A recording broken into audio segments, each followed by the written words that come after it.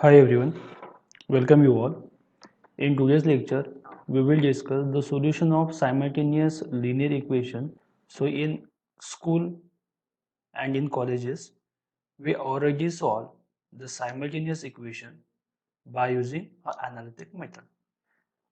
मतलब हमने जो स्टडी किया था अब तक, जैसे कि सपोज मेरे पास अगर एक इक्वेशन है 2x plus 3y is equal to 4 और सेकंड इक्वेशन है मेरे पास 2x plus 5y is equal to 2। ये दोनों क्या है? ये साइमल्टेनियस लीनियर इक्वेशन है। साइमल्टेनियस है, नंबर ऑफ इक्वेशन बोलते हैं तो उसको साइमल्टेनियस बोलते हैं हम, और लीनियर मतलब इसके पावर 1 है। तो अगर मुझे इसको सॉल्व करना है तो पहली बेस तो आपके पास कैल्सी अवेलेबल है, तो आप कैल्सी पे ये प्रॉब्लम सॉल्व कर सकते हैं। या दूसरी मेथड ये है कि इसको अगर मैं डायरेक्ट सब्ट्रैक्ट करता हूँ, सपोज ये सब्ट्रैक्ट सब्ट्रैक्ट और सब्ट्रैक्ट, तो यहाँ पे क्या होगा, 2x minus two x zero हो जाएगा और 3 माइनस 5 ये हो जाएगा minus 2y is equal to 4 minus 2 is 2। तो मुझे y की वैल्यू मिल जाएगी -1 यहाँ से। और y की वैल्यू अगर मैं कोई भी इक्वेशन में पुट कर देता हूँ, तो सपोज पहली इक्वेशन में अगर पुट करता हूँ तो मुझे मिलेगा 2x minus 3 is equal to 4, मतलब 2x इक्वल टू 7। तो x इज इक्वल टू हो गया मेरा 7/2 दैट इज 3.5। तो इस तरीके से हम क्या करते थे अभी तक, इक्वेशन सॉल्व करते थे, लीनियर इक्वेशन। इसको बोलते हैं हम एनालिटिक मेथड। बाद में सेम इक्वेशन हमने मैथमेटिक्स 1 में भी सॉल्व किए थे, मैथ्स 1 में। कहाँ पर? मैट्रिक्स में। मैट्रिक्स में तो मैट्रिक्स में क्या है, ऑगुमेंटेड मैट्रिक्स बनाते थे हम, ए पार्टीशन बी, फिर उसकी रैंक निकालते थे। तो रैंक ऑफ ए और रैंक अगर सी है तो इसको बोलते थे हम सॉल्यूशन है, और equal to number of variable होते हैं तो यूनिक सॉल्यूशन। और उसको फिर इक्लोन फॉर्म में रिड्यूस करने के बाद इसका हम सॉल्यूशन निकालते थे। तो हमने ऑलरेडी ये भी मेथड स्टडी की है। साइमल्टेनियस इक्वेशन अगर है तो उसको हम सॉल्व करते थे बाय यूजिंग एनालिटिक मेथड और बाय यूजिंग मैट्रिक्स मेथड। अभी इसमें क्या है, यही साइमल्टेनियस इक्वेशन हमको सॉल्व करना है बाय यूजिंग न्यूमेरिकल मेथड। तो आंसर आपका सॉल्यूशन तो वही आएगा, सिर्फ हमारे क्या हो जाएंगे, मेथड चेंज हो जाएंगे। तो हम यहाँ पे कुछ मेथड, अलग अलग मेथड है साइमल्टेनियस इक्वेशन सॉल्व करने के लिए, और न्यूमेरिकल मेथड में भी अलग अलग मेथड से यही एक ही प्रॉब्लम सॉल्व कर सकते हैं हम। और लेकिन हम वही मेथड डिस्कस करेंगे जो हमारे सिलेबस में है। तो पहले तो हम देखेंगे साइमल्टेनियस इक्वेशन। तो यहाँ पे दिया है आपको, we already solve simultaneous equation of 2 और 3 अननोन्स। जैसे कि यहाँ पे देखिए मैंने, यहाँ पे दो अननोन है x और y। मेरे पास अगर इक्वेशन इस टाइप का है 2x plus 3y plus 4z equal to 5, तो ये यहाँ पे क्या हो गए, 3 अननोन। तो दो अननोन या 3 अननोन का इक्वेशन हमारे पास अभी 3 मेथड से, आपको यूजली मालूम है कि 3 मेथड से आपने एक सॉल्व किया था। एक ये मेथड हो गई, एक मैट्रिक्स मेथड हो गई, और तीसरी मेथड जो है सबसे इजी, कैल्सी पे ये वैल्यू डाल देंगे आप तो आपको डायरेक्ट इसका सॉल्यूशन मिल जाएगा। when the number of the unknowns in simultaneous equation is large। अभी प्रॉब्लम क्या होगा, कैल्सी या नॉर्मली अगर हम करेंगे तो 2 या 3 अगर है तो ये इजीली हम सॉल्व कर सकते हैं। लेकिन अगर आपको किसी ने बोला है so there are the 100 equation in 100 unknowns, मतलब आपके पास 100 अननोन्स है एक्स वाई जेड और हमारे पास 26 अल्फाबेट है। तो सपोज हम कंसिडर करेंगे there are the 20 variable, X Y Z ऐसा 20 वेरिएबल है, और आपके पास 20 इक्वेशन है। तो डायरेक्टली कैल्सी भी ये सॉल्व नहीं कर सकेगा और आप एनालिटिक मेथड से भी ये सॉल्व नहीं कर सकते। तो हमारे पास सिर्फ दो ही मेथड है, एक है मैट्रिक्स मेथड, क्योंकि मैट्रिक्स मेथड का भी वही एप्लीकेशन है कि लार्ज नंबर ऑफ इक्वेशन अगर है तो उसको मैट्रिक्स मेथड से हम सॉल्व कर सकते हैं। या दूसरी मेथड है हमारी न्यूमेरिकल मेथड। तो हमें यहाँ पे तो न्यूमेरिकल मेथड ही देखना है। So when the number of unknowns in simultaneous equation is large, then it becomes a tedious to solve them by the known method। तो इस मेथड से अगर हम वो प्रॉब्लम करेंगे तो ये बहुत ही डिफिकल्ट कॉम्प्लिकेटेड हो जाएगा कि उसका सॉल्यूशन निकालना। So simultaneous equation of large number of unknowns are very important in a field of science and engineering। और अगर आपको कुछ बहुत इंपॉर्टेंट, बहुत ही बड़ा कैलकुलेशन या बहुत ही बड़ा प्रॉब्लम सॉल्व करना है तो इसके लिए इक्वेशन भी बहुत लेंदी हो जाएंगे, वेरिएबल भी बहुत ही रहेंगे। इसके लिए ये मेथड तो कन्वीनियंट नहीं होगी हमारे सॉल्व करने के लिए। तो इसीलिए हम क्या करेंगे, न्यूमेरिकल मेथड्स यूज करेंगे। तो हमारे जो सिलेबस में है, हमारे पास अभी 3 न्यूमेरिकल मेथड्स है जो हमको यहाँ पे स्टडी करना है। पहली है गॉस सीडल मेथड, दूसरी है रिलैक्सेशन, और थर्ड है क्रॉस मेथड। तो ये अलग अलग क्या है, मेथड अलग अलग है, उसका सॉल्व करने का तरीका अलग अलग है, लेकिन आपको जो फाइनल आंसर मिलेगा वो सेम ही रहेगा।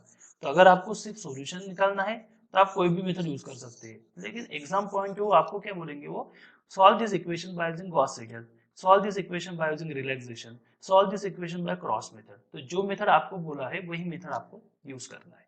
ठीक है, अभी जरूरी नहीं कि तीन ही मेथड हमारे पास है, बहुत इससे इसको छोड़ के भी कुछ मेथड है जो अवेलेबल है इस टाइप के प्रॉब्लम सॉल्व करने के लिए, जैसे कि गॉस एलिमिनेशन, जॉकोबिज मेथड, एलो डिकम्पोजिशन मेथड। तो ऐसे बहुत सारे मेथड है जो भी साइमल्टेनियस इक्वेशन को सॉल्व कर देंगे, लेकिन हमें यहाँ पे जो मेथड यूज करना है वो ये तीनों मेथड से डिस्कस करना है, और सेपरेट सेपरेट हम इसको डिस्कस करेंगे और इसका सेपरेट सेपरेट एग्जाम्पल भी कवर कर देंगे। और आपको जब एग्जाम में प्रॉब्लम आएगा तो आपको ये तीन ही मेथड को कवर करेगा कि ये प्रॉब्लम गॉस सीडल से सॉल्व करो, या एक रिलैक्सेशन से सॉल्व करो, या क्रॉस से सॉल्व करो।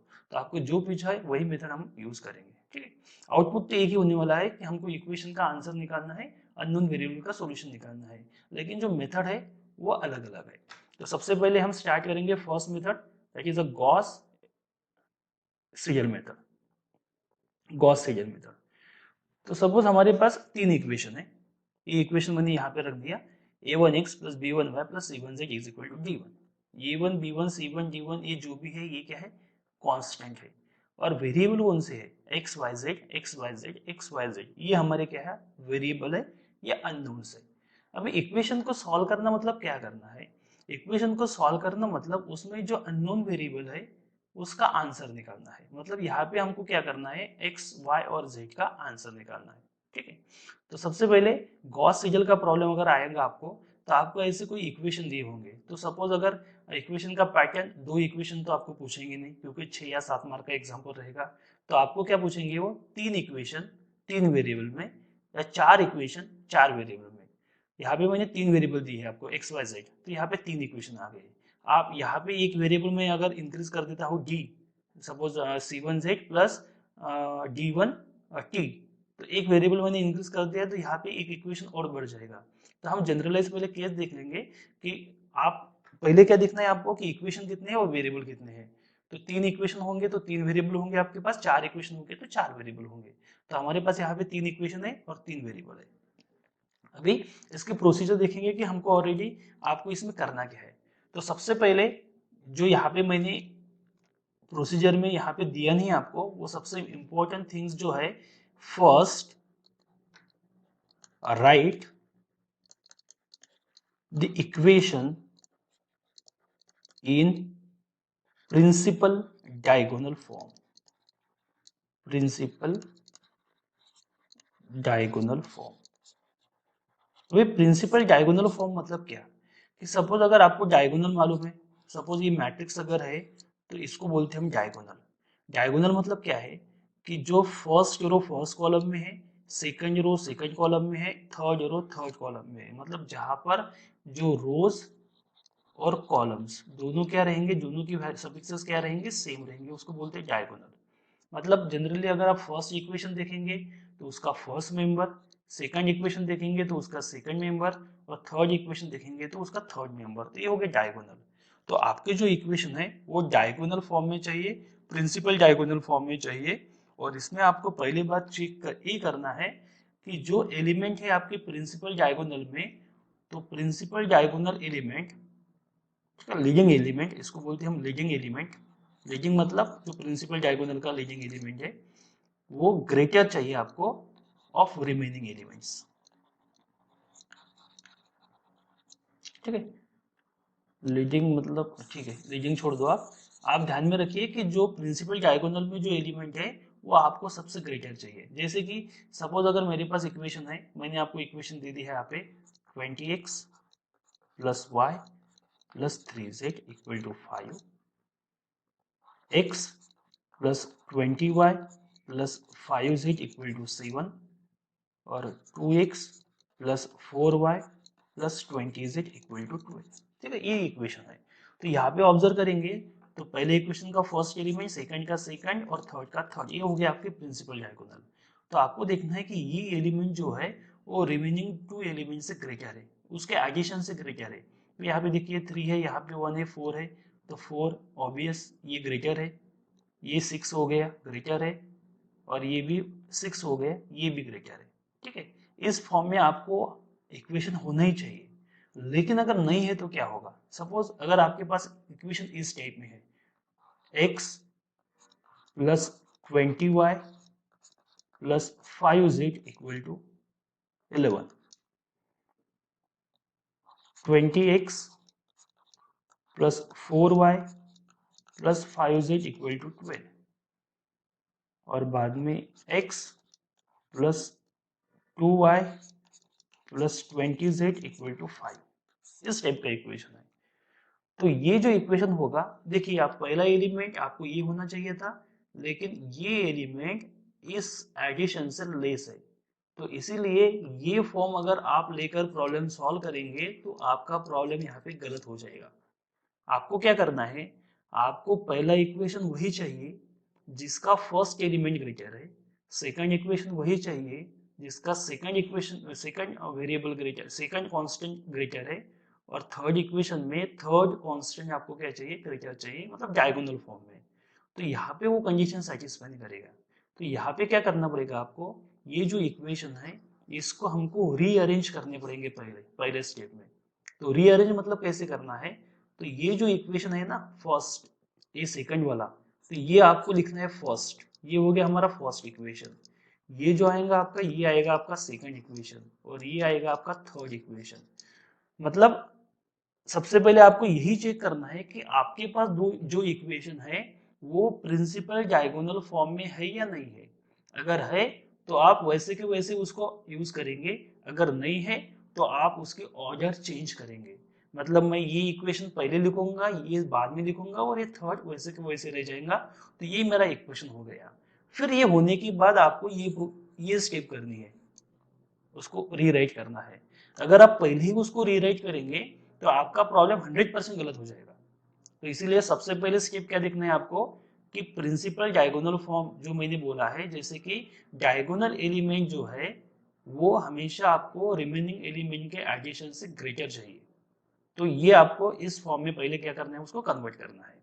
फिर एक बार कन्वर्ट होने के बाद जो पहला इक्वेशन होगा उससे आपको x निकालना है। तो मुझे x निकालना है, तो ये एज इट इज रखता हूं मैं, ये दोनों टर्म इधर शिफ्ट हो जाएंगे, तो आपको मिलेगा d1 minus b1y minus c1z, और x निकालना है तो a1 इसको डिवाइड हो गया। सिमिलरली सेकंड में से मुझे y निकालना है, तो ये दोनों टर्म मैं इधर शिफ्ट कर देता हूँ, तो ये माइनस हो जाएंगे, और ये हो गया हमारा b2y, तो y क्या हो जाएगा 1/b2। और थर्ड में से मैं क्या करूंगा, अभी z निकालूंगा। तो z निकालने के लिए d3 एज इट इज, ये और ये माइनस हो गया, और C3 से क्या करेंगे, हम डिवाइड करेंगे। तो ये दो स्टेप हो गए। पहले तो उसको प्रिंसिपल डायगोनल फॉर्म में लिखना है, और दूसरी बात पहले इक्वेशन में से x निकालना है, सेकंड में से y निकालना है, थर्ड में से z निकालना है। अब ये क्या होगा अगर आप इसको प्रिंसिपल डायगोनल फॉर्म में नहीं लिखेंगे, तो ये वैल्यू है ना, ये मिसमैच हो जाएंगी। मतलब जहाँ पे मुझे x निकालना था वहां पे मैं y निकालूंगा, और जहाँ पे मुझे y निकालना था वहां पे मैं z निकालूंगा। तो इसके कारण आपका पूरा प्रॉब्लम जो है वो गलत हो जाएगा। तो इसके लिए पहली स्टेप आपको यही रखना है कि प्रिंसिपल डायगोनल फॉर्म में लिखना है, और दूसरे स्टेप में पहला इक्वेशन में से x निकालना है, सेकंड में से y निकालना है, और थर्ड में से z निकालना है। ये होने के बाद हमको वर्क करना है फिर इनिशियल अप्रोक्सीमेशन जो है। तो इसके बाद जो नेक्स्ट स्टेप आएंगी वो हमको यूज करना है, put y equal to 0 and z equal to 0, first equation. ये जो इक्वेशन है इसको आप नंबर दे देंगे, सपोज इसको बोलेंगे हम इक्वेशन नंबर 1, सपोज इसको बोलेंगे हम इक्वेशन नंबर 1, इसको बोलेंगे सपोज 2, और इसको बोलेंगे 3। तो स्टार्ट हमेशा हमको पहले से करना है, बाद में सेकंड और बाद में थर्ड। तो पहले इक्वेशन में क्या है, मुझे x निकालना है, तो मुझे मेरे पास ये नंबर तो होंगे, मुझे पास y और z नहीं है, तो इनिशियली आपको ये दोनों को 0 रखना है। तो y इक्वल टू 0 और z इक्वल टू 0, तो आपको x मिल जाएगा, और उसको बोलेंगे हम x1। ठीक है, बाद में हम सेकंड पे जाएंगे। अब ये सेकंड में जो है x, तो x आपने ऑलरेडी पहले स्टेप में निकाला है, जिसको बोला था हमने x1, तो आप x is equal to x1 रखेंगे, लेकिन हमारे पास z नहीं है तो z अगेन हम 0 रखेंगे, तो हमको मिल जाएगा y is equal to y1। अभी थर्ड में जब जाएंगे तब आपने x तो ऑलरेडी निकाला है जो x1 था आपका, और y भी निकाला है जो y1 है, तो ये दोनों वैल्यू पुट करके आपके निकालेंगे z1। तो आपको पहली स्टेप जब कंप्लीट हो जाएंगे तब आपको x की वैल्यू रहेंगी एक y की वैल्यू रहेंगी, और एक z की वैल्यू बोलेंगे रहेंगे Z1, तो इस टर्म को हम बोलेंगे इनिशियल अप्रोक्सीमेशन। इसको क्या बोलेंगे हम? Initial approximation. Initial approximation. अभी आपको क्या करना है, यही सेम प्रोसीजर रिपीट करना है। अभी रिपीट करना मतलब क्या करना है, अभी मुझे सेकंड स्टेप में मुझे x निकालना है, तो मैं y और z कौन से यूज करूंगा यहाँ पर? y is equal to y1 करूंगा और z इक्वल टू z1 करूंगा, क्योंकि मेरे पास y1 भी है और मेरे पास z1 भी है, तो मुझे x2 मिल जाएगा। अभी मुझे क्या मिलेगा, नेक्स्ट में x2 मिलेगा। तो मुझे सपोज यहाँ पे x2 की वैल्यू मिल गई अभी, ठीक है। बाद में मुझे y2 निकालना है, तो y2 निकालने के लिए यहाँ पे जो x होगा वो मैं हमेशा जो मुझे नई वैल्यूज मिलेंगी वो यूज करूंगा। तो मेरे पास x के लिए 0 भी है और x के लिए x1 भी है, लेकिन जो लेटेस्ट वैल्यू कौन सी है, x2। तो यहाँ पे मैं x इज इक्वल टू क्या यूज करूंगा, x2 यूज करूंगा, और z कौन सा यूज करूंगा, जो मेरे पास है z1।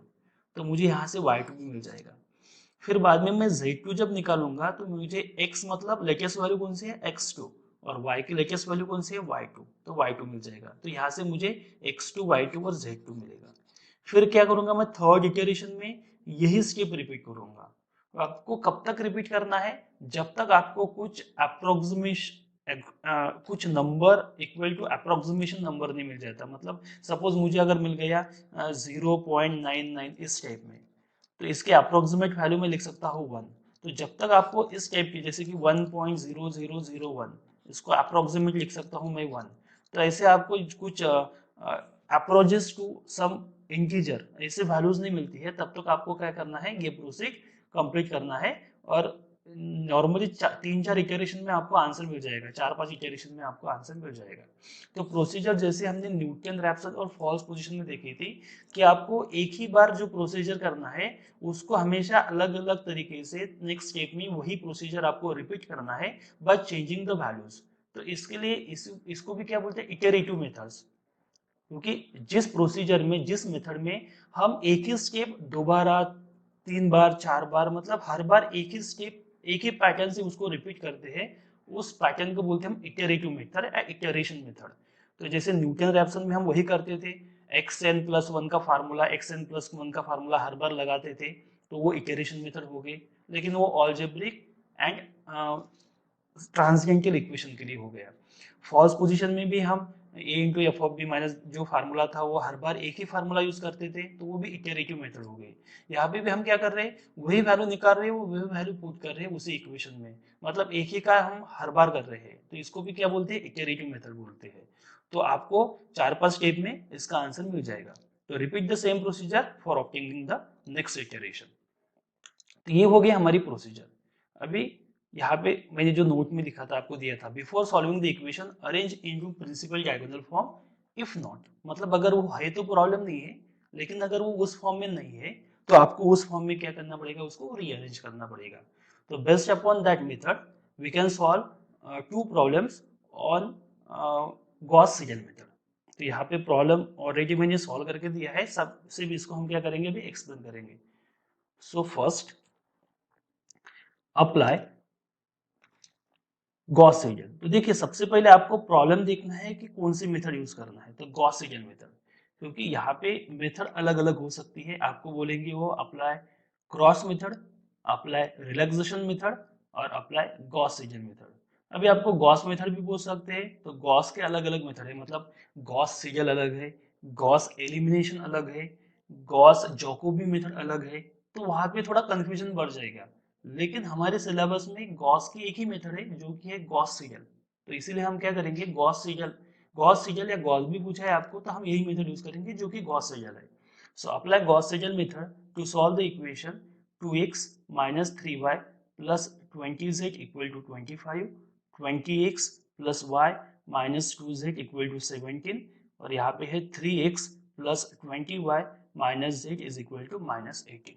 ठीक है, तो सबसे पहले जो फर्स्ट स्टेप हमारी थी कि आपको जो भी इक्वेशन चाहिए वो प्रिंसिपल डायगोनल फॉर्म में चाहिए। अभी प्रिंसिपल डायगोनल मतलब क्या है, कि फर्स्ट इक्वेशन का फर्स्ट एलिमेंट, सेकंड इक्वेशन का सेकंड एलिमेंट और थर्ड इक्वेशन का थर्ड एलिमेंट, ये तीनों बाकी 2 एलिमेंट के एडिशन से ग्रेटर चाहिए। ये हमारी कंडीशन है। तो हम अभी पहला इक्वेशन ऑब्जर्व करेंगे। तो पहला ये 2 है, ये 3 है, ये 20 है। तो देखिए आपको पहले इक्वेशन में फर्स्ट वेरिएबल आपको सबसे ग्रेटर चाहिए था, जो कि यहाँ पर नहीं है। तो ये हमारा प्रिंसिपल डायगोनल फॉर्म में नहीं है, तो इसको हमको रीअरेंज करना पड़ेगा। और क्या होगा अगर आप रीअरेंज नहीं करेंगे? तो अगर आप इसको रीअरेंज नहीं करेंगे तो आप यही इक्वेशन पहले यूज करेंगे, इसका सेकंड, इसको थर्ड यूज करेंगे। आप प्रोसीजर वाइज भी जाएंगे तो आपको फाइनल आंसर हमेशा रॉन्ग आएगा और आपके मेथड भी रॉन्ग हो जाएंगे। तो इसीलिए पहली बात आपको यही देखना है कि जो भी इक्वेशन है वो प्रिंसिपल डायगोनल फॉर्म में ही होनी चाहिए। यहाँ पे ये इक्वेशन उस फॉर्म में नहीं है। तो देखिए पहले इक्वेशन में थर्ड वेरिएबल ग्रेटर है, हमें फर्स्ट में फर्स्ट ही चाहिए। सेकंड में हमको फर्स्ट वेरिएबल ग्रेटर है, लेकिन सेकंड में हमको सेकंड ही चाहिए। और थर्ड में हमारा थर्ड वेरिएबल हमको ग्रेटर चाहिए, लेकिन यहाँ पे हमारा सेकंड है। तो हम इसको क्या करेंगे, रीअरेंज करेंगे। तो सॉल्यूशन में मैंने लिखा है यहाँ पे we rewrite the system as. तो पहला इक्वेशन कौन सा लिखना है हमको, जिसमें फर्स्ट एलिमेंट ग्रेटर है। तो ये जो इक्वेशन है हमारा सेकंड नंबर का, इसमें देखिए पहला एलिमेंट 20 है और ये सब उससे लेस है दोनों। ये दोनों इधर का नहीं देखना है, एक्स वाई और जेड के कोएफिशिएंट देखना है। नेगेटिव साइन भी आप निगलेक्ट कर लो, सिर्फ नंबर देखना है कौन सा ग्रेटर है। तो ये पहला ग्रेटर है, तो इसको लिखूंगा मैं फर्स्ट इक्वेशन। ठीक है। बाद में सेकंड कहाँ पे ग्रेटर है, यहाँ पे थर्ड है, तो ये है सेकंड ग्रेटर, तो ये लिखूंगा मैं सेकंड इक्वेशन। तो ये लिख दिया मैंने सेकंड इक्वेशन। और ये आ जाएगा थर्ड वेरिएबल ग्रेटर है, तो यहाँ पे आएगा थर्ड इक्वेशन। तो ये इस तरीके से आपको लिखना है, ये आपको ध्यान में रखना है कि इक्वेशन आपको इस टाइप में भी चाहिए। तो फर्स्ट इक्वेशन लिखा मैंने, उसके नीचे सेकंड और उसके नीचे थर्ड। अभी हम अपनी प्रोसीजर जाएंगे। अभी प्रोसीजर क्या है हमारी, प्रोसीजर ये है कि पहले इक्वेशन में से आपको x निकालना है, सेकंड में से आपको y निकालना है और थर्ड में से आपको z निकालना है। तो पहले में से अगर मुझे x निकालना है तो पहले मैं 20x निकालूंगा। अभी 20x कैसे मिलेगा मुझे, तो जैसे मुझे x निकालना है तो मैं पहले 20x निकालूंगा। तो 20x की वैल्यू क्या रहेंगी मेरे, यहाँ पे 17 है, ये y उधर चला गया तो ये -y हो गया, और -2z जाएगा तो ये हो गया 2z। और फिर x निकालूंगा तो x की वैल्यू क्या हो जाएगी, ये टर्म एज इट इज और ये इधर चला जाएगा तो ये हो गया 1/20। तो 1/20 17 माइनस वाई प्लस 2z, इसको बोलेंगे हम इक्वेशन नंबर 1। सेकंड में से सिमिलरली हमको क्या निकालना है, y निकालना है। तो सेकंड में से मैं पहले 20y निकालूंगा। 20y की वैल्यू क्या हो जाएगी, ये -18, बाद में 3x उधर चला गया तो ये हो गया -3x, और -z चला गया तो ये हो गया +z। तो आपको y निकालना है, तो अगेन 1/20 -18 -3x + 2, इसको बोलेंगे इक्वेशन नंबर 2। और थर्ड के लिए वैसा ही, थर्ड में से हम 20z निकालेंगे। तो 20z की वैल्यू हो जाएगी 25 प्लस 2x, उधर चलने के बाद क्या हो जाएगा, ये -2x और ये हो गया +3y। तो सबसे पहले इंपॉर्टेंट यही है कि आपको प्रिंसिपल डायगोनल फॉर्म में लिखना है और उसके बाद आपको x y z के वैल्यूज निकालना है।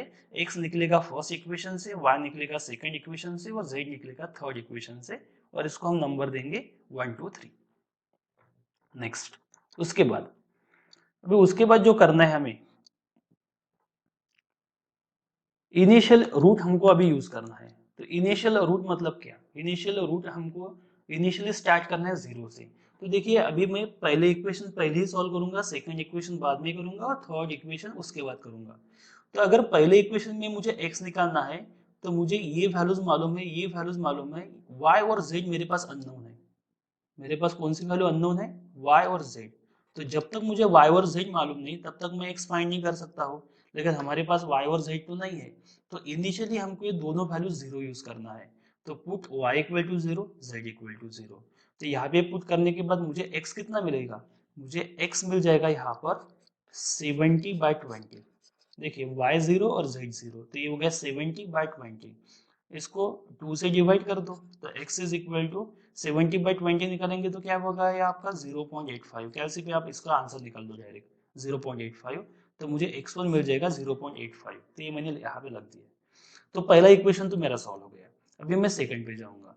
तो सेकंड में से मुझे y निकालना है। तो y निकालने के लिए मुझे क्या चाहिए, मुझे चाहिए x और मुझे चाहिए z। अभी जो x है मैंने ऑलरेडी स्टेप 1 में निकाला है, जिसको बोला है मैंने x1। तो मुझे x1 यूज करना है 0.85 अभी, और z मुझे पता है क्या, अभी तक नहीं है, तो z तो मैं 0 यूज करूंगा। तो put x is equal to x1 which is equal to 0.85 और z इक्वल टू 0। तो यहाँ पे हम पुट करेंगे तो यहाँ पर आपको y की वैल्यू जो है उसको बोलेंगे हम y1 और वो आ जाएगी 1/20, ये -18, z तो 0 हो जाएगा, तो ये आ गया x की वैल्यू 0.85 इंटू 3, तो ये हो गया 2.55। इसको सब्ट्रैक्ट कर दो और 20 से डिवाइड करने के बाद आपको ये मिल जाएगा y1। बाद में हम जाएंगे थर्ड इक्वेशन पे। थर्ड इक्वेशन में क्या करना है हमको, अभी x की वैल्यू आपको मालूम है x1 और y की वैल्यू भी आपको पता है y1, ये दोनों वैल्यू हम इसमें पुट कर देंगे। तो यहाँ पे 2x मतलब 2 इंटू x1, तो 0.85 इंटू 2 1.70 यहाँ पर रख दिया, और ये दूसरी वैल्यू जो थी माइनस, और ये इंटू 3 करने के बाद ये माइनस इतनी आ गई, और इसको कैसे में सॉल्व कर दो आप, आपको मिल जाएगा z 1.0109। तो ये हो गया हमारा इनिशियल अप्रोक्सीमेशन। तो अभी सेकंड के लिए हम क्या करेंगे, x1 इज इक्वल टू ये यूज करेंगे, x2 इज इक्वल टू ये यूज करेंगे, और x2 इज इक्वल टू ये यूज करेंगे, और z1 equal to this use करेंगे। तो now for the second iteration we have initial values. तो x1 इज इक्वल टू 0.85 जो हमने पहले स्टेप में निकाला थे, y1 इज इक्वल टू -1.0275 और z1 इज इक्वल टू 1.0109। अभी हमको क्या करना है, ये इटरेटिव मेथड है, मतलब आपको सेम प्रोसीजर वही फॉलो करना है जो एक बार हमने किया है। तो यही प्रोसीजर हमको अभी दोबारा फॉलो करना है, सिर्फ वैल्यू चेंज हो जाएंगे। जैसे कि अभी अगेन हम फर्स्ट इक्वेशन पे जाएंगे और मुझे x निकालना है, तो x1 की जगह पे अभी मेरा x2 आ जाएगा क्योंकि नेक्स्ट वैल्यू। तो मेरे पास y कौन सा है, y1 है, तो वो मैं यूज करूंगा यहाँ पर y1, और z कौन सा है, z1 है, तो ये यहाँ पर यूज करूंगा। तो y1 की वैल्यू आपको पता है, z1 की वैल्यू आपको पता है, ये दोनों वैल्यू आप इस रिजल्ट में पुट कर दिए और उसको 20 से डिवाइड करने के बाद आपको 1.0025, ये कैलकुलेशन आप करके देखिए, आंसर आपका इतने आएगा 1.0025, ये आपका आंसर आ जाएगा। तो ये हो गया x2। फिर अगेन नेक्स्ट में जाएंगे हम, y आ गया 1/20 -18 एज इट इज। अभी यहाँ पे जो x है, x हम x1 नहीं यूज करेंगे अब, क्योंकि हमारे पास ऑलरेडी लेटेस्ट वैल्यू है x2, तो लेटेस्ट वैल्यू आपको यूज करना है। तो यहाँ पे हो गया 3x2, लेकिन z की लेटेस्ट वैल्यू अभी आने की है, तो z की वैल्यू पुरानी यूज करेंगे हम z1। तो ये वैल्यू यहाँ पे पुट कर दीजिए आप, x2 की वैल्यू यहाँ पर पुट करेंगे और z1 की वैल्यू यहाँ पर पुट कर देंगे, तो आपको आंसर मिल जाएगा -0.9998। सिमिलरली लास्ट में से हम क्या करेंगे, z2 निकालेंगे। तो x की जगह पे अभी क्या यूज करेंगे हम, हमारे पास x2 है तो वो यूज कीजिए, y की जगह पे हमारे पास y2 है वो भी आप यूज कर दीजिए। तो x2 और y2 की वैल्यू यहाँ पे इस रिजल्ट में आप पुट कर दीजिए, तो आपको z2 मिल जाएगा जो कि ये है। तो ये हो गया हमारा फर्स्ट इटरेशन, ठीक है। अभी यही प्रोसीजर हमको रिपीट करना है। तो थर्ड इटरेशन के लिए क्या करेंगे हम, अभी हम x2 यूज करेंगे, y2 यूज करेंगे और z2 यूज करेंगे। अगेन प्रोसीजर वही है, x के रिजल्ट में आप क्या कीजिए, अभी y के जगह पे हमको क्या करना है, अभी लेटेस्ट वैल्यू कौन सी है, y2, और z के जगह पे लेटेस्ट वैल्यू कौन सी है, z2। y2 और z2 यूज कर दीजिए आप, आपको मिल जाएगा x3, मिल गया। हाँ, y3 के लिए अभी उसमें क्या होगा, x की जगह पे क्या यूज करेंगे हम, x3, क्योंकि हमारे पास लेटेस्ट x3 है। कौन सा है लेटेस्ट x3, वो जो अप्रोक्सीमेट इक्वल टू लिया है वो नहीं रखना है आपको, आपको x3 की वैल्यू कौन सी यूज करनी है, ये x3 की वैल्यू। और z कौन सा यूज करेंगे, और ये जो हमारे पास है z2 वही हम यूज करेंगे। और लास्ट में हमें निकालना है z3, तो z3 के लिए हमारे पास x3 भी है और y3 भी है, तो x3 और y3 ये यूज कीजिए। तो ये सॉल्व करने के बाद आपको x3 की वैल्यू मिल जाएगी 0.999997 और 87 -1.00001, और ये तो मिल गया आपको 1। तो एक्चुअली आप इसको ऑब्जर्व करेंगे तो 0. अगर ऐसे वैल्यूज कहीं पर आती है, जैसे कि हम यहाँ पे आई थी 0.9998, तो ये तो नियरली इक्वल टू 1 ही हो गया, तो इसको हम अप्रोक्सीमेट इक्वल टू 1 लिख सकते हैं। यहाँ पे देखिए -0.0001, तो ये तो अप्रोक्सीमेट इक्वल टू -1 ही है, तो इसको हमने अप्रोक्सीमेट इक्वल टू -1 रख दिया, और z3 की वैल्यू तो 1 ही हो जाएगी। तो यहाँ पे क्या है, आपको कुछ फिक्स इंटीजर मिल गया, जो कि आपके ऐसे नंबर मिल गए कि जो अप्रोचेस टू इंटीजर है। तो यहाँ पे हमारे जो प्रोसीजर है उसको हमको स्टॉप करना है। तो हमें x जो मिला वो मिला हमें 1, हमें जो y मिला वो मिला हमें -1, और z की वैल्यू मिल गई हमको 1। तो एक बार हम ये चेक कर लेंगे कि जो हमारे आंसर है वो आंसर इक्वेशन सेटिस्फाई करेंगे क्या। तो हमारे पास जो इक्वेशन है, देखिए यहाँ पे एक बार और लिखता हूँ मैं, x इज इक्वल टू क्या आया था हमारा, x इज इक्वल टू आया था 1, y इज इक्वल टू -1 और z इक्वल टू 1। तो हमको ये चेक करना है अभी कि हमारा आंसर करेक्ट है क्या। जैसे कि ये पहला इक्वेशन देखिए आप, यहाँ पर x y z की वैल्यू पुट कर दिए थे, x is equal to 1 put किया तो ये आ गया 2, y इज इक्वल टू -1 तो माइनस माइनस प्लस तो ये हो गया 3 और z इज इक्वल टू 1 मतलब 20। तो ये कितना हो जाएगा 25 है यहाँ पर 25, तो पहला इक्वेशन सेटिस्फाई हो गया। सेकंड में पुट कीजिए x इज इक्वल टू 1 तो ये आ गया 20, y इक्वल टू -1 तो ये हो गया -1 और z इक्वल टू 1 तो ये हो गया -2। तो -1 -2 इज -3, 20 -3 इज 17, तो ये भी सेटिस्फाई हो गया। और थर्ड में पुट करेंगे तो 3 इंटू 1 3, 20 इंटू वाई मतलब -20 और z इंटू 1 z, तो ये कितना हो जाएगा -21 प्लस 3 मतलब -18। तो तीनों इक्वेशन सेटिस्फाई हो गए, मतलब इसमें से हम ये प्रेडिक्ट कर सकते हैं कि हमने जो सॉल्यूशन निकाला वो करेक्ट है। और ये जो मेथड हमने यहाँ पे डिस्कस कर ली है, इस मेथड का नाम क्या है, गॉस सीडल मेथड।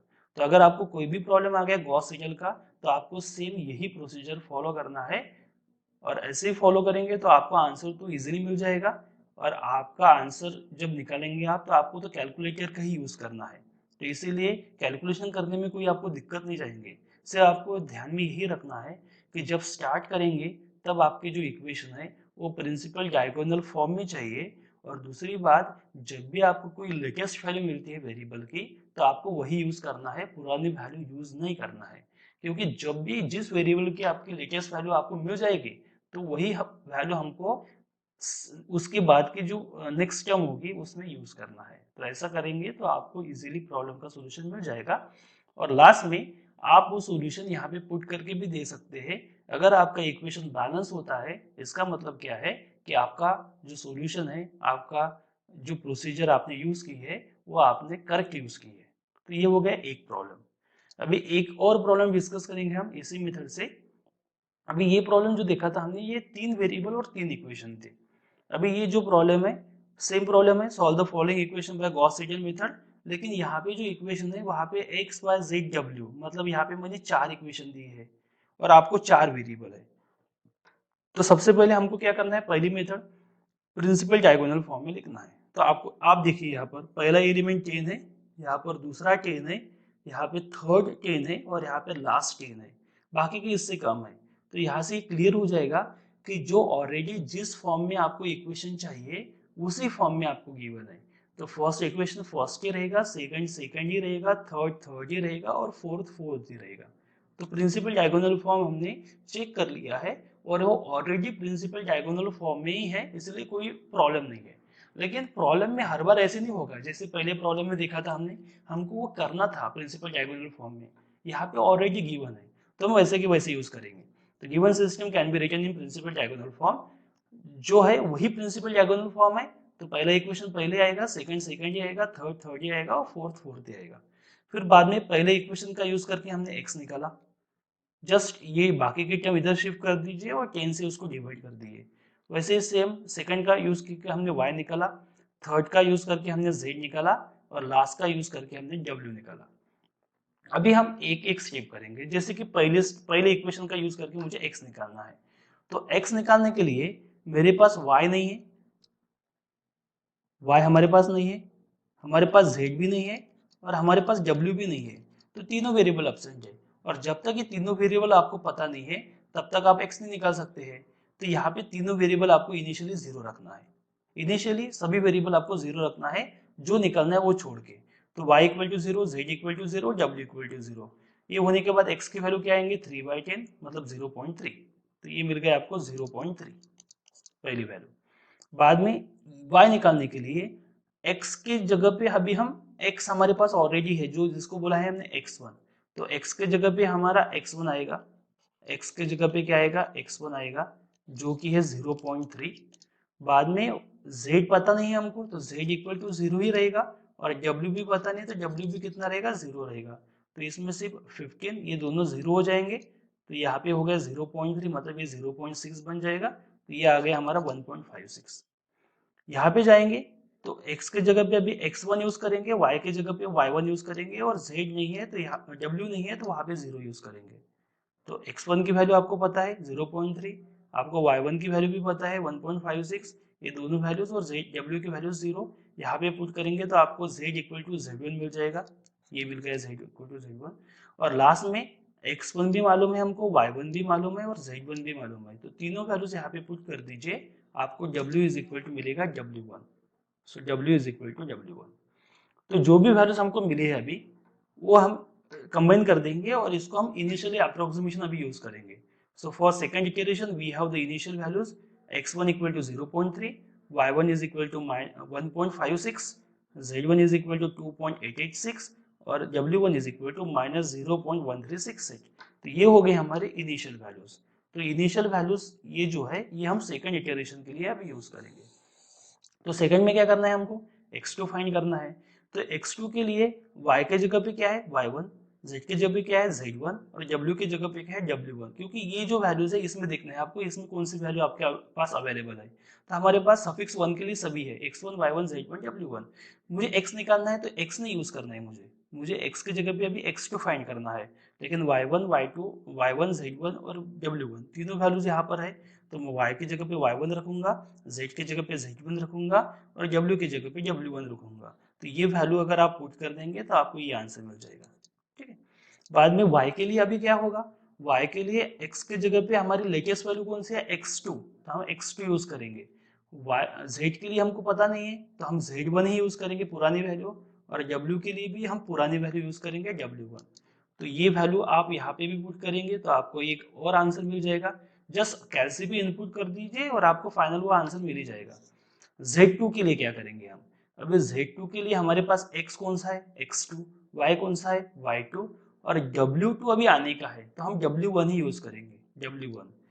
x2 की वैल्यू, y2 की वैल्यू और W1 की वैल्यू ऑलरेडी हमारे पास ऊपर है, ये तीनों वैल्यू वहां पर पुट कीजिए आपको ये आंसर मिल जाएगा 2.9566 और लास्ट में W2। तो W2 के लिए अभी ये तीनों अवेलेबल है x2 y2 z2, तो x की जगह पे x2, y की जगह पे y2 और z की जगह पे z2, तो आपको ये आंसर मिल जाएगा। अभी यहाँ पे देखिए ये जो नंबर है ना ये अप्रोक्सीमेट इक्वल टू कुछ इंटीजर नहीं आ गया अभी भी, क्योंकि 0.88 1 से बहुत थोड़ा दूर है, ये 2 से भी बहुत ज्यादा दूर है, ये 3 से भी ज्यादा दूर है और ये 0 से भी थोड़ा ज्यादा दूर है, तो हमको यही प्रोसेस अभी कंटिन्यू करना है। तो हम x2 y2 z2 और w2 ये अभी यूज करेंगे, किस लिए, x3 y3 z3 और w3 फाइंड करने के लिए। तो फार्मूला हमारा वही है, तो हम x3 यूज करेंगे। तो x3 के लिए क्या होगा, x3 के लिए जो y है वो हमारा रहेगा y2, y रहेगा y2, z रहेगा z2 और w रहेगा w2। तो हमने निकाला x3, बराबर x3 निकाल लिया। y3 के लिए जो x है वो x3 रहेगा क्योंकि हमारे पास नया x है, लेकिन z तो पुराना ही है तो z2 ही रहेगा और w इक्वल टू w2 रहेगा। आपके पास जो वैल्यू है सिर्फ इसमें इनपुट कर दीजिए और आपको आंसर मिल जाएगा। z के लिए x is equal to x3 है, y इक्वल टू y3 भी हमारे पास क्योंकि हमने अभी निकाला है, और w का कुछ नहीं है तो w पुराना यूज करेंगे w2, और w3 के लिए x3 y3 z3 ये वैल्यूज निकालना है। मतलब सिंपली ध्यान में एक रखना है कि न्यूएस्ट फर्स्ट, न्यू फर्स्ट, जो भी आपको नई वैल्यूज मिलेंगी उसको आपको पहले यूज करना है, और अगर अवेलेबल नहीं है, if not available then use old. ठीक है, नई वैल्यूज अगर आपको मिली है तो वही यूज करना है, और अगर अवेलेबल नहीं है तो जो उसके पहले की वैल्यू जो आपके पास है वही आपको यूज करना है। तो ये हो गया x3 y3 z3 w3। तो एक बार और लिखेंगे हम, for the fourth iteration the initial values are x3 y3 z3 w3। यही प्रोसीजर हम अगेन एक बार रिपीट करेंगे क्योंकि अभी भी वो number approximate equal to integer नहीं आया। तो फिर बाद में x4 निकाला, x4 के लिए हमको वैल्यूज कौन सी यूज करना है, अभी पुरानी वैल्यू x3 y3 z3, तो y3 z3 w3 निकाला। y4 में अभी x आ गया है तो हमारे पास x की लेटेस्ट वैल्यू कौन सी है x4, तो यहाँ पे मैं x4 यूज करूंगा। z और w तो अभी तक नहीं मिले तो ये पुरानी वैल्यूज आ गई यहाँ पर z3 y3 w3 ये निकाला हमने।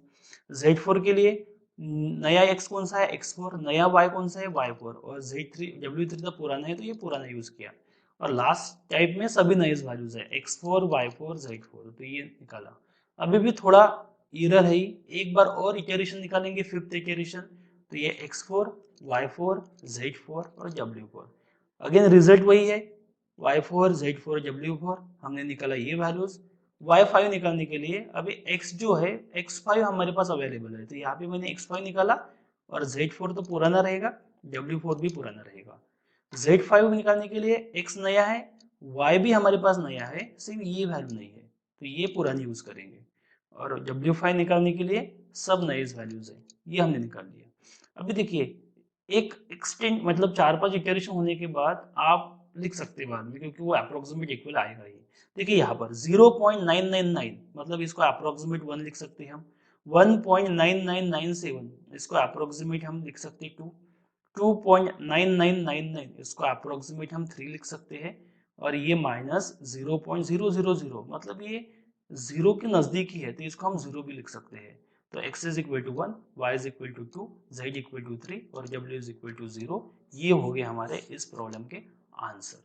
यहाँ पे भी हम थोड़ा कर सकते थे, लेकिन यहाँ पे देखिए 9 के बाद 6 आ गया, तो इतना ज्यादा क्लियर नहीं है, लेकिन यहाँ पे 3 9 आ गए, तो ये यहाँ पे हम बोल सकते हैं अप टू 3 डेसिमल पॉइंट अगर आएंगे तो ये 1 ही होने वाला है।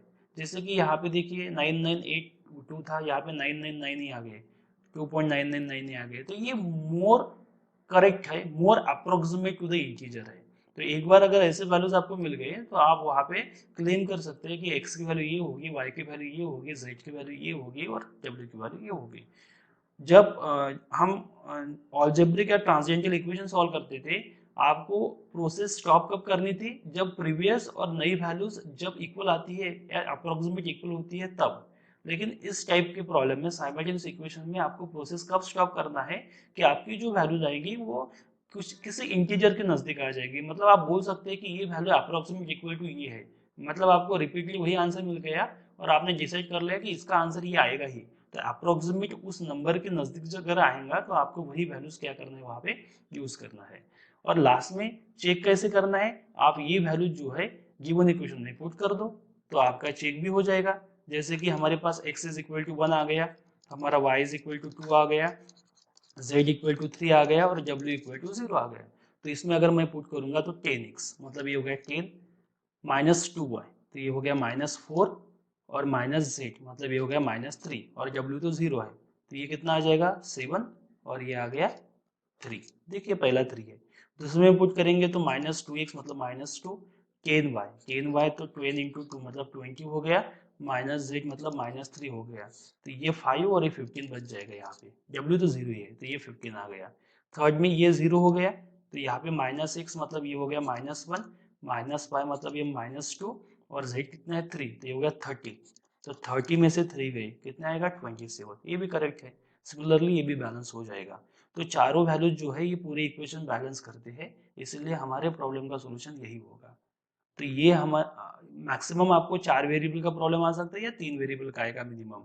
तो 3 वेरिएबल भी हमने एक प्रॉब्लम यहाँ पे सॉल्व कर दिया, हमने 4 वेरिएबल का भी एक प्रॉब्लम यहाँ पे कंसिडर कर लिया है, और कैसे करना है ये आपने मैंने बोल दिया है। और प्रोसीजर सिर्फ आपको मेथड ध्यान में रखना है, रिकर्सिव मेथड है क्योंकि इटरेटिव मेथड है, एक ही प्रोसीजर आपको बार बार यहाँ पे यूज करना है। सिर्फ इसमें दो ही बात आपको ध्यान में रखना है गॉस सीडल में, कि जब भी इक्वेशन आप देखेंगे पहले उसको रीअरेंज कर लो प्रिंसिपल डायगोनल फॉर्म में अगर वो नहीं है।